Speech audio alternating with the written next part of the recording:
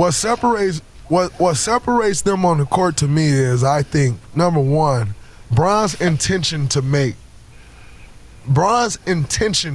people better. The guys that LeBron has made better, like, did you see them play without him? Yeah. Like, come on. But he was an all-star with Bron. About Boobie Gibson. Exactly. Household name. And he was intentional about making those guys better. Yeah. MJ made guys better just because of how good he was. Yeah. It wasn't like, I think this way, so I'm going to do this to get this guy this. No, you just so good that then that guy can get off of how good you are. Yeah. And I think that's a different thing. I also think a 2-year break in the middle of a crazy run is like, that's heaven on earth. To have 2 years off from this thing that we do in the middle of a run and then come back and keep, like, bro, like, you can't act like he just went 6 in a row. Like, to have 2 years off from this thing that we do in the middle of a run and then come back and keep, like, bro, like, you can't act like he just went 6 in a row. Like, he went to go play baseball. He laughed and came back in a crazy sport. I love baseball. I'm a big Yankee fan, but they body ain't going. They play a lot of games. Yeah, they body not going through. All right, but imagine you take 2 years off and you don't pick up a ball, and you start doing something else trying to be good at that. You start playing pickleball and you like, fuck it, I'm gonna go all in on pickleball. I agree. By the way, I ain't Michael Jordan. The best in the world. But you still the best in the world, bro. When you come back. But I mean, I want to be like Mike. That's What up? This is your boy back again. Marlo knows basketball and Marlo knows boxing. Back at y'all with another one. Back at y'all with another video about Draymond Green. Probably the biggest bronzexual, which doesn't make sense, being how close him and Steph Curry is. He's a bigger LeBron fan than he is a Stephen Curry fan, which is crazy to me. But he's on here telling lies once again, trying to make it seem, and I'm glad that Jeff T called him out too, because he tried to make it seem like when Mike retired in 1993 after winning 3 straight championships. At that point, the only team to do it other than Russell's Celtics, in which Russell's Celtics did it in a 8-team league. Michael Jordan, the only player to do 3 championships in a row in a full league as the best player each and every time. 3 straight championships.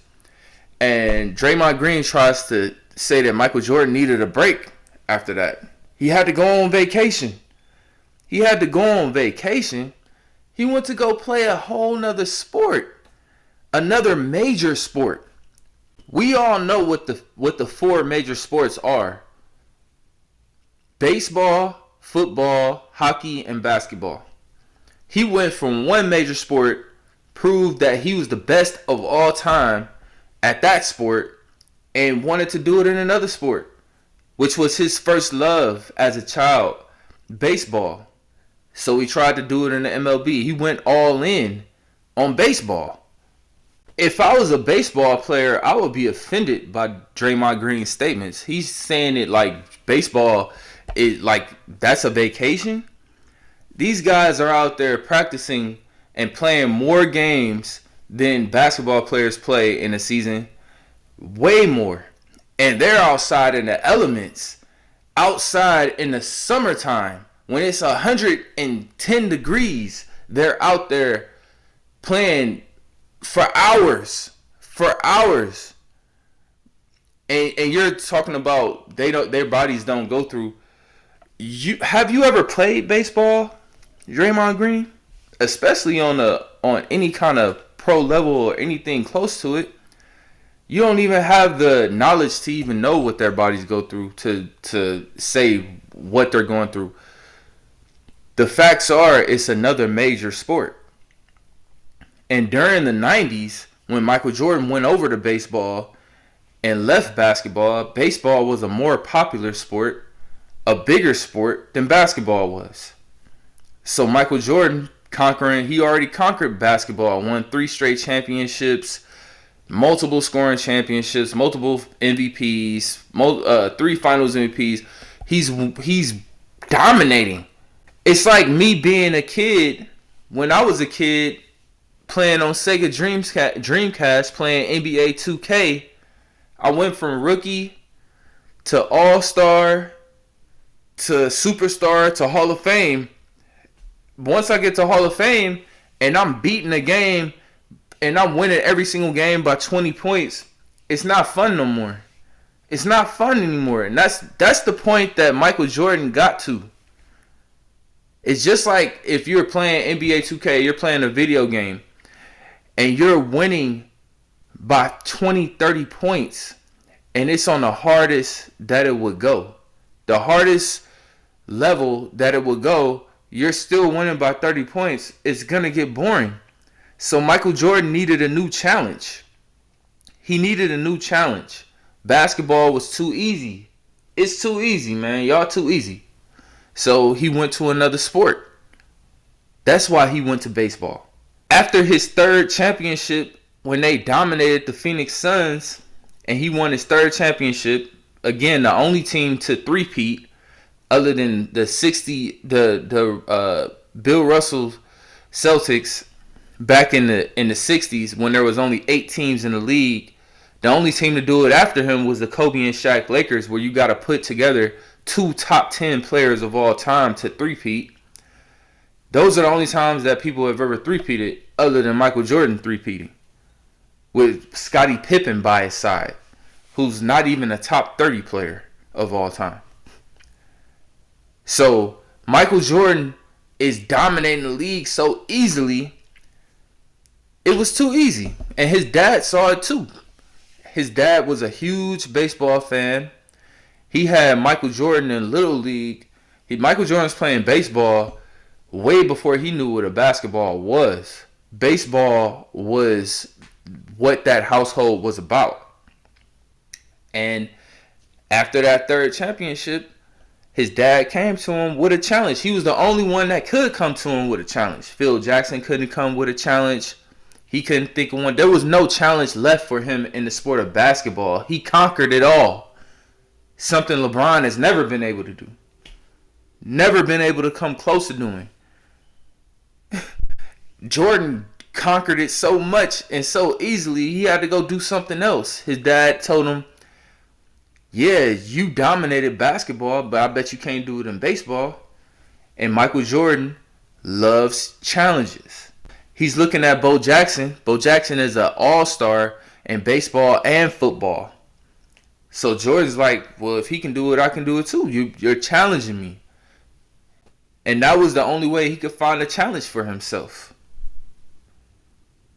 And that's what gave him the mindset to even come back to basketball, because he finally found a challenge, something that he couldn't just dominate easily. But then when he came back to basketball, just like how he easily dominated it the first half of the 90s, winning 3 straight championships. Again, the only team to win 3 straight championships at that point, other than Bill Russell's Celtics, which again did it in an 8-team league. He came back after trying baseball and dominated basketball again. That's why he's the GOAT. 3 straight championships again. I wonder how many how many decades are we going to go before we see another three-peat? Like I said, with Kobe and Shaq, you had to put 2 top 10 all-time players together to win 3 championships. Jordan, as the only top 10 player all-time on the team, did it twice. Kobe and Shaq needed each other to do it. Both top 10 players all time. You got to put them together to do it. How long are we going to go before we see another three-peat? Steph and KD couldn't do it. LeBron and D Wade couldn't do it. If these guys couldn't do it, then what if we go a whole nother 100 years before we see another one. It's already been 20. Like I said, man, if Michael Jordan doesn't get bored of dominating the NBA, he probably wins 8 straight in a row. But he was looking for a challenge. He didn't go on vacation because he was tired. He went to go do something that was more difficult. More difficult. Take a basketball player off the court that they've been playing for the majority of the last 20 years and put them on a baseball field and see how they do. Michael Jordan took on that challenge because basketball was too easy. There was no challenge for him in basketball. And his father died right after he challenged him to play baseball. So of course Jordan's gonna take that challenge. Leading the Bulls past the Suns in 6 games, he would garner a 3rd straight Finals MVP. It's all over. The Chicago Bulls with 3 straight NBA championships. But even in his moment of triumph, Michael had again begun to ponder his future. After we won the championship, I sat in on the floor and just reminisced about the whole season and the years that I've had at the game of basketball and where my life was. My conversations with my father in the past, I felt this could be a good opportunity for me to step away and go do other things. So I enjoyed the moment for the moment, but in the back of my mind, I knew that was probably my last game. And no one really knew except for my father and myself. Get it, man. Get it, man. Yeah. That's what bringing me into this world. After a summer sorting out his feelings, Michael began to seriously weigh the decision he had been struggling with for so long. I asked Phil Jackson, frankly, I said, what kind of challenges can you give me next year? He felt like if I don't have the desire to do it, if I don't have the thirst to play basketball, and it's not as much fun as it used to be, then I'm going to lose my gift. We were crying and trying to come up with different types of challenges, and I couldn't come up with one. He couldn't come up with one for me. But as much pain as Michael felt coming to grips with his heart-wrenching decision, it would pale in comparison to the tragedy he was about to face. Last night, we began the show with the disappearance of Michael Jordan's father. Tonight, the worst fears have come true. James Jordan was found dead, the victim of an apparent murder. It was a very difficult moment for me, and somehow I just kept my head high, and I thought about all the things that he used to tell me, just turn a negative into a positive. And here I was dealing with him in that way. It was tough. Shaken by the death of his father, Michael knew that now there was no going back. His choice had been made for him, and soon the whole world would know about it. Before we continue tonight, a late-breaking story of enormous interest. Sources with the Chicago Bulls have confirmed that Michael Jordan will announce his retirement effective immediately. The greatest basketball player who's ever played the game has apparently hung it up for good. That's the news that's making headlines across the country this morning. Michael Jordan, the best player in the country's hottest sport, the most recognizable athlete in all the world, has apparently decided to call it quits at the age of 30.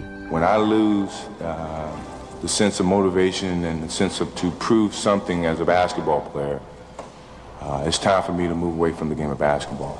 Basketball lovers are letting Michelangelo walk away from the game while he's still an artist. And I never thought I'd come back to the game of basketball. I never thought I would have that feeling to come back to the game of basketball. With Michael's stunning decision, friends and admirers around the world voiced their feelings of loss and tried to put his historic career in perspective. The only thing that disappoints me is the fact that we had always planned on retiring together. The league's going to miss him. I'm going to miss him, and I'm just glad I had the opportunity to play with him for 1 year. The world was jolted with the news of Jordan's retirement. In Romania, state TV aired a program in his honor, and Israeli radio carried his news conference live. Those who played against him are at a loss with the exit of basketball's headline act. Michael Jordan put style in the game. George off to the right. Jordan on a drive. Falls down underneath. Oh! On the left side. Jordan, the crowd anticipates. There's one player that's the perfect 10 that has it all. Look at the air. Look at the hang time. Look at the flying motion. Sometimes I would just stand there and just, you know, I know he's going to do something crazy, so I just stand there and watch. How high can you get up? Oh, man. Oh! We've seen them all, Jimmy. Jordan. Oh, my. Ridiculous. That's so good. Man, that's ridiculous. Poster time. I've seen him do things that you can't even dream about doing. I've seen him go up on one side of the lane, get bumped, still up in the air, twist the ball, do all this in the air, and lay it up on the other side. People can't do that. Jordan trying to shake off Starks. Oh, what a move by Jordan! Jordan at his best. There's very few people on this planet that can do this. Oh, Jackson shot! What a drive! Going in and go and play against Mike, and having Mike is shooting a free throws with his eyes closed.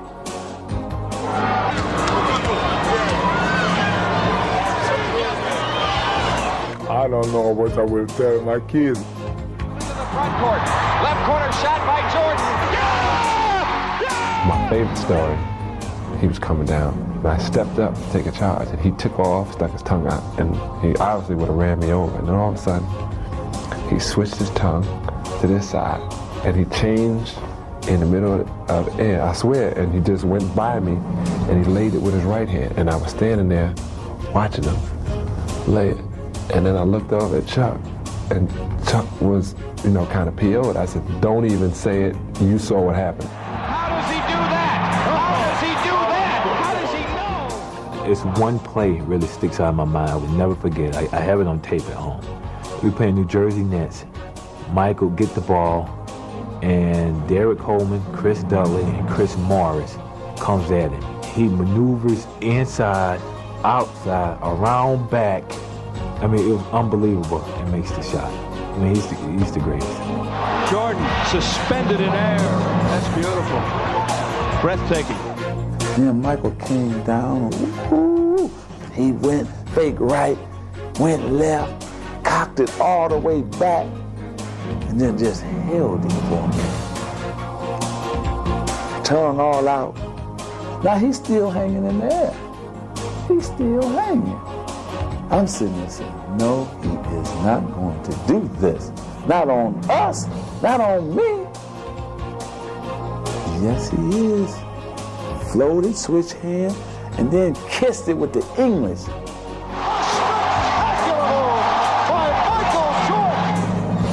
So MJ, you had them like that. See, you had them going crazy, pulling their hair out. People going home the next day, to the office and saying, man, you missed it. You missed it. Michael on the breakaway. Showtime as he skies into the air. Midair, Jordan throws it down. MJ, please, I'm begging. Let me get down on my knees. Wait a minute, get the camera down here. See, I'm on my knees. See, I'm on my knees, MJ. Look, I'm coming down low to the camera angle. I'm on my knees begging. Jordan, look at that. Back to Jordan. Please, Michael, come back. Michael Jordan with a miracle shot. Please come back, Michael. Please, please. While the sports world pondered basketball without Michael Jordan, Michael contemplated life without basketball. You know, now I can do something that I choose to do and not what I have to do. I started skiing, and then I started being a little bit more adventurous, riding motorcycles, things that I've never really did, but I always wanted to experience at least once or twice. But when Michael was through experimenting, he settled on a pastime that had intrigued him since early childhood. Now wipe that smirk off your face. He's not kidding. Michael Jordan is going to give baseball a shot. Well, I mean, it was something that, you know, my father and I talked about way before he passed. Me retiring for basketball and then playing baseball. In the final year that we won the championship, it was like his biggest push to go and do it. No one could present a challenge for me at the time. other than what my father was presenting to me, which was to go and play baseball. Michael's journey to follow his father's advice took him to Birmingham, where he joined the Barons, the AA affiliate of the Chicago White Sox. Here he began a radically different lifestyle. Well, now you ride on a bus. You know, for 8 hours, you stop to a convenience store to grab a bag of potato chips, get back on the bus and travel another 8 hours. It was a fun experience, and I grew great friendships. Go get him, boys. Go get him. I needed that type of camaraderie that came along with the minor league players. I think what baseball did for me was it gave me an opportunity to revisit all those moments that I had with my father and with some of the situations that never occurred to me, I even thought about going through the game of basketball. But as Michael struggled on the field, a bewildered public wondered why he had strayed so far from his pedestal. We have documented his every move, every swing, every miss. They thought I was just making a mockery of the game and not putting forth the effort.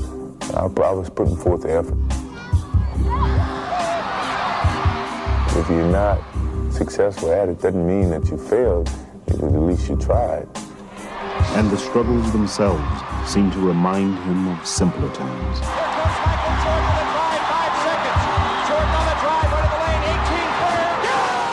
Everything I was doing was elevator ride, you know, it was easy, things came easy. I forgot about the stairs, you know, the different levels of success to get to the top. When he goes back, when he starts to go back, you go back, okay? And so I kind of I revisited those steps that I totally had forgotten from playing professional basketball and being on top for so long.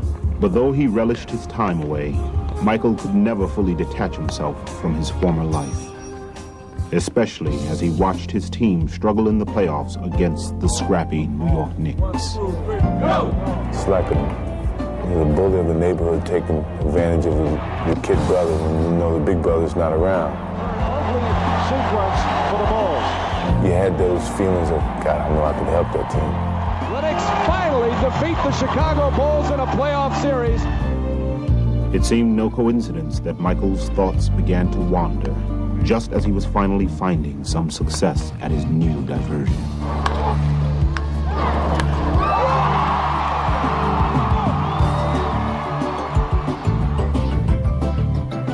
Having fulfilled his promise to his father, Michael had achieved what he had set out to. I really wanted to give myself a chance to do that as a challenge, but then as an appreciation to my father for him wanting me to do it. The designated hitter, Michael Jordan. And dramatically, it would all crystallize in one defining moment. It's a